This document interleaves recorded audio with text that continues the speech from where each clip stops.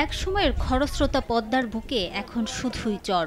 উজানের ফারাক্কা বাঁধের কারণে নেই পানি প্রবাহ, অথচ প্রতি বর্ষায় ফারাক্কার সব গেট ভারত খুলে দিলে চাঁপাইনবাবগঞ্জ সহ পদ্মা তীরের জেলাগুলোতে বন্যার সঙ্গে শুরু হয় ভাঙন।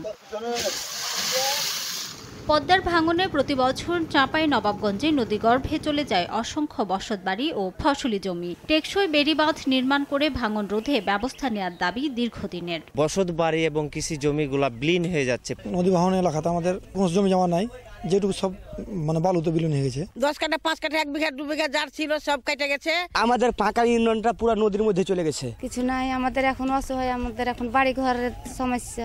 বহুদিন ধরে দেখছি কইছে হয়তো এই নদী বাঁধাবো, এই কান্ধা বাঁধাবো, কিন্তু কেউ বাঁধাইছে না। দয়া করে পারে এটা যদি বাঁধিয়ে দেয় তাহলে খুবই যেন ভালো হয় গরিবদের জন্য। পদ্মার ভাঙন ঠেকাতে চাঁপাইনবাবগঞ্জে স্থায়ী বাঁধ নির্মাণ করছে সরকার। সম্প্রতি সদর ও শিবগঞ্জ উপজেলার নদী তীর পরিদর্শন করে সংশ্লিষ্টরা জানান 25 কিলোমিটার বাঁধ নির্মাণ হবে উভয় তীরে। প্রকল্পের ডিপিপি বর্তমানে মন্ত্রণালয়ের অনুমোদনের অপেক্ষায় আছে। আমরা আশা করছি নেক্সট বর্ষার আগেই যে বাকি যে ধাপগুলো আছে সেই ধাপগুলো আমরা খুব দ্রুততার সাথে সম্পন্ন করতে পারবো।